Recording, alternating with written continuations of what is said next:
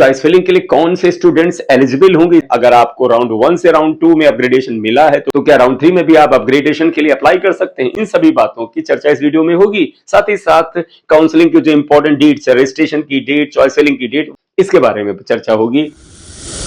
यहाँ स्क्रीन पर देखिएगा राउंड 3 के क्या डेट्स हैं वो आपके सामने यहाँ पर है।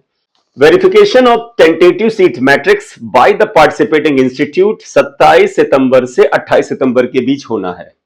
रजिस्ट्रेशन ऑफ राउंड 3 स्टार्ट हो रहा है 29 सितंबर से और ये चलेगा 5 अक्टूबर तक। यानी आप 29 सितंबर से रजिस्ट्रेशन कर सकते हैं। रजिस्ट्रेशन का जो फीस है वो जमा कर सकते हैं और तीसरी बात, आप सिक्योरिटी मनी भी जमा कर सकते हैं अगर आपको जमा करनी है नियमों के अनुसार। ये 5 अक्टूबर को दोपहर 12 बजे तक आप ये कर सकते हैं। हालांकि पेमेंट की फैसिलिटी जो है वो 5 अक्टूबर को शाम को 3 बजे तक अवेलेबल रहेगी। राउंड 3 में फ्रेश रजिस्ट्रेशन भी हो सकता है। आपने राउंड 1 एंड राउंड 2 में पार्टिसिपेट ही नहीं किया था, आप इसमें फ्रेश रजिस्ट्रेशन करा सकते हैं। सिक्योरिटी मनी अगर आपने राउंड 1 एंड राउंड 2 में जमा की थी तो वही चलती रहेगी। बस एक ही स्थिति में आपको दोबारा रजिस्ट्रेशन कराना है और सिक्योरिटी मनी जमा करनी है। पहली चीज, आपने अभी तक रजिस्ट्रेशन नहीं कराया था, राउंड 3 से ही चॉइस फिलिंग करना चाहते हैं, काउंसलिंग करना चाहते हैं, तो आपको रजिस्ट्रेशन कराना है, रजिस्ट्रेशन फीस जमा करना है।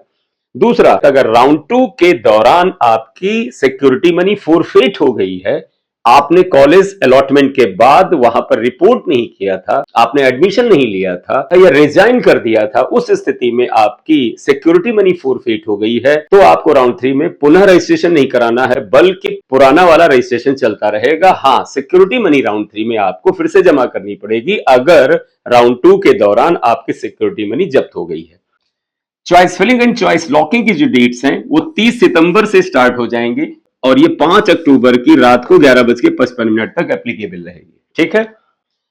Choice locking will be available from the 4 PM of the 5th October up to the 11:55 PM of the 5th October. 5 अक्टूबर की शाम को 4 बजे से रात को 11:55 तक आप चॉइस लॉकिंग कर सकते हैं। हालांकि यहां ऑटो लॉक है, आप वेट ना करें ऑटो लॉक का, आप लॉक खुद करें, क्योंकि अगर आप लॉक करने जाएंगे तो एक बार अपनी चॉइस फिलिंग को एक बार फिर से देख लेंगे, सारे के सारे जो इंफॉर्मेशन आपने उसमें अपडेट की है उसको एक बार फिर से देख लीजिएगा, वेरीफाई कर लीजिएगा और फिर आप उसे लॉक कर दीजिएगा।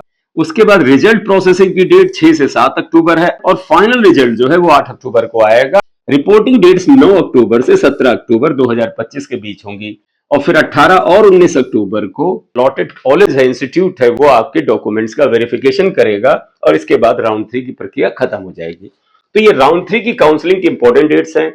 आप ये समझ लीजिए, आज 28 तारीख है, कल 29 तारीख से रजिस्ट्रेशन स्टार्ट हो जाएगा, तो आप अपने डॉक्यूमेंट्स वगैरह रेडी कर लीजिए अगर आपको फ्रेश रजिस्ट्रेशन करना है। इस वीडियो में मुझे बेसिकली बताना था आपको कि ऑल इंडिया कोटा के राउंड 3 की काउंसलिंग जो है उसका registration, choice filling, fees deposit करने की डेट कब से स्टार्ट हो रही है। आज 28 तारीख है, कल 29 तारीख से रजिस्ट्रेशन स्टार्ट होगा। अगर आपका रजिस्ट्रेशन ऑलरेडी राउंड 1 या राउंड 2 में था तो आपको दोबारा रजिस्ट्रेशन करने की जरूरत नहीं है और अगर आपने राउंड 1 एंड राउंड 2 में अभी तक पार्टिसिपेट ही नहीं किया था तो आप फ्रेश रजिस्ट्रेशन भी राउंड 3 में कर सकते हैं। अगर आपको राउंड 2 में कोई कॉलेज अलॉट हुआ था, उस कॉलेज में आपने एडमिशन ही नहीं लिया है तो आपकी सिक्योरिटी मनी जब्त हो गई होगी, तो राउंड 3 में आप केवल सिक्योरिटी मनी जमा करके फिर से चॉइस फिलिंग कर सकते हैं। Thank you very much for watching video. This is M Singh sir here. Channel को प्लीज सब्सक्राइब कर लीजिएगा।